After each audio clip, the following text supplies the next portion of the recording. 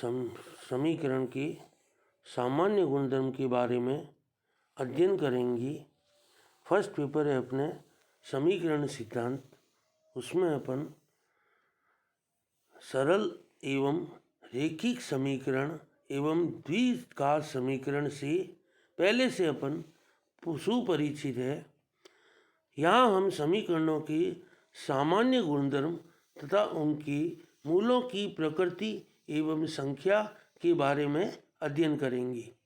सबसे पहले आता है परिमेय पूर्णांक फलन या बहुपद पॉलिनोमियल फलन f(x) जो निम्न रूप से परिभाषित होता है f(x) a0 x की power n plus a1 x की पावर n-1 प्लस a2 x की power n-2 plus and so on plus an, जहाँ a0 not equal to 0, n एक धन पूर्णांक है तथा a0, a1, a2, a3 up to an वास्तविक या अधिकल्पित अचर है। एक n कोटि का बहुपद कहलाता है। संख्याएं a0, a1, a2, a3 up to an को बहुपद f(x) के गुणांक कहते हैं। यदि x बराबर अल्फा रखने पर f ऑफ अल्फा बराबर 0 हो तो अल्फा बहुपद का शून्यक कहलाता है। उदाहरण जैसे समीकरण है 2x³ minus x square plus 3x minus 4। यहाँ हम देखते हैं कि x की अधिकतम घात 3 है, इसलिए यह एक 3 कोटि का वास्तविक गुणांकों वाला बहुपद है तथा इसका शून्यक 1 है। दूसरी समीकरण है जैसे 3 iota x4 minus 2 iota x square minus 2x minus 3 iota. यहाँ पे x की अधिकतम घात 4 है, इसलिए यह एक 4 कोटि का अधिकल्पित गुणांकों वाला बहुपद है तथा इसका शून्यक आयोटा है। क्योंकि यदि समीकरण में x बराबर अपन आयोटा रखते हैं तो इसका मान शून्य हो जाता है, इसलिए यह इसका शून्यक आयोटा है। नेक्स्ट है समीकरण। किसी भी फलन के शून्य के बराबर लिखने पर यह समीकरण कहलाती है। जब n घात के एक बहुपद को शून्य के बराबर करते हैं तो यह n घात की समीकरण कहलाती है। भिन्न भिन्न घातों की समीकरणों को विशिष्ट नाम दिए गए हैं। जैसे अगर x बराबर 1 है तो एक घात की समीकरण है a0x प्लस a1 बराबर 0। इसे रेखिक या सरल समीकरण कहते हैं। जैसे यदि 2 घात की समीकरण है a0 x square plus a1 x plus a2 = 0, इसे द्विघात समीकरण यानी क्वाड्रेटिक इक्वेशन कहते हैं। यदि 3 घात की समीकरण है a0 x³ plus a1 x square plus a2x plus a3 बराबर 0, तो इसे त्रिघात समीकरण कहते हैं, क्यूबिक इक्वेशन। 4 घात की समीकरण हो a0 x4 plus a1 x³ plus a2 x square plus a3x plus a4 बराबर 0, इसे चतुर्घात समीकरण या क्वाड्रेटिक इक्वेशन कहते हैं।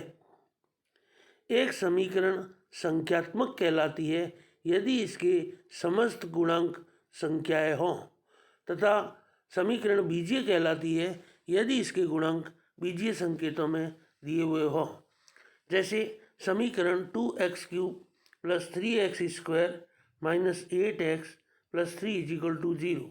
यहाँ पे a0, a1, a2 सब संख्या है, इसलिए यह एक संख्यात्मक समीकरण कहलाती है। जबकि ax² plus bx plus c = 0 ये एक समीकरण है बीजीय समीकरण कहलाती है, क्योंकि यहाँ पे a0, a1, a2 ये सब एक संख्या है, न होके बीजीय है, अल्फ़ाबेट्स है, इसलिए बीजीय समीकरण कहलाती है। समीकरण a0 x की power n plus a1 to the power n x की पावर n-1 plus and so on an is equal to 0 में x रहित पद an अचर पद कहलाता है। समीकरण के मूल एक वास्तविक या अधिकल्पित संख्या अल्फा समीकरण में रखने पर जब बहुपद f ऑफ अल्फा बराबर 0 हो तो यह समीकरण f(x) इजिकल टू 0 का मूल कहलाता है। बहुपद f(x) के शून्यक समीकरण f(x) इजिकल टू 0 के मूल होते हैं। जब समान कोटि के तथा समान गुणांक वाले दो बहुपदों को समान लिखा जाता है तो उसे सर्वसमीका कहते हैं। नेक्स्ट है Descartes rule. The number of positive root of the equation f(x) is equal to 0 can not exceed the number of changes of sign from plus to minus या from minus to plus in the term occurring in f(x)। एक समीकरण f(x) is equal to 0 के धनमूलों की संख्या f(x) में आए हुए पदों के चिन्ह परिवर्तनों प्लस से माइनस या माइनस से प्लस की संख्या से अधिक नहीं हो सकती है। जैसे एक समीकरण अपन अध्ययन करते हैं x4 plus 2x³ plus 3x² plus 4x minus 5 is equal to 0। यह अपन समीकरण 1 में देखते हैं कि इस समीकरण में चिन्ह परिवर्तन सिर्फ एक बार आया हुआ है। जैसे प्रथम पद है प्लस है, द्वितीय पद प्लस है, तृतीय पद प्लस है, चतुर्थ पद प्लस और पंचम पद माइनस है। तो यहाँ चतुर्थ और पंचम के मध्य एक चिन्ह परिवर्तन है, इसलिए इस समीकरण में चिन्ह परिवर्तन एक बार हुआ है, अर्थात धन मूलों की संख्या एक से अधिक नहीं हो सकती। समीकरण 2 है जैसे x4 plus 2x³ minus 3x² plus 4x plus 5 is equal to 0। यह समीकरण 2 में चिन्ह परिवर्तन दो बार आए हुए हैं। पहला तो है द्वितीय पद से तृतीय पद में, क्योंकि प्रथम पद प्लस है, द्वितीय पद प्लस है, तृतीय पद माइनस है, तो पहला चिन्ह परिवर्तन तो यहाँ हुआ। चतुर्थ पद प्लस है तो यहाँ दूसरा चिन्ह परिवर्तन हो गया और पंचम पद प्लस है, तो दो बार चिन्ह परिवर्तन हुए हैं, इसलिए इस समीकरण में धन मूलों की संख्या 2 से अधिक नहीं हो सकती।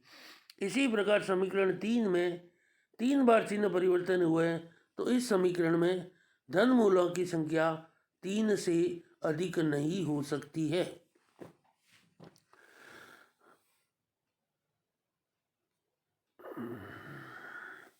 दूसरा है संपूर्ण समीकरण f(x) इजिकल टू 0 में कम से कम उतने चिन्ह परिवर्तन अवश्य होंगे जितने उसमें धनमूल है।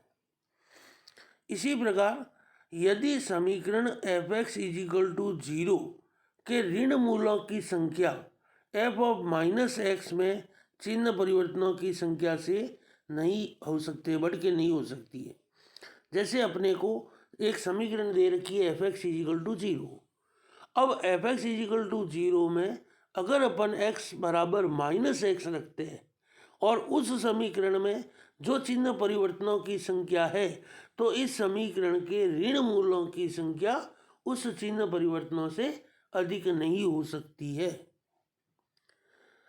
माना कि समीकरण f(x) इजिकल टू 0 के मूल alpha, beta, gamma and so on है, तो f(x) is equal to x minus alpha, x minus beta, x minus gamma and so on, तथा f of minus x is equal to -1 की power n x plus alpha into x plus beta into x plus gamma and so on. इसलिए f of minus x is equal to 0 के मूल minus alpha minus beta and so on है, अर्थात ये संख्यात्मक f of x is equal to 0 के मूलों के बराबर किंतु विपरीत चिन्ह को है।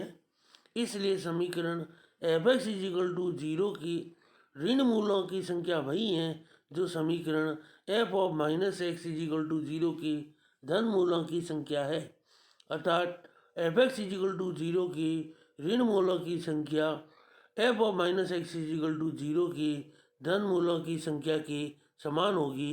फलतः f of x is equal to zero की ऋण मूलों की संख्या एफ ऑफ माइनस एक्स में चिन्ह परिवर्तनों की संख्या से अधिक नहीं हो सकती है।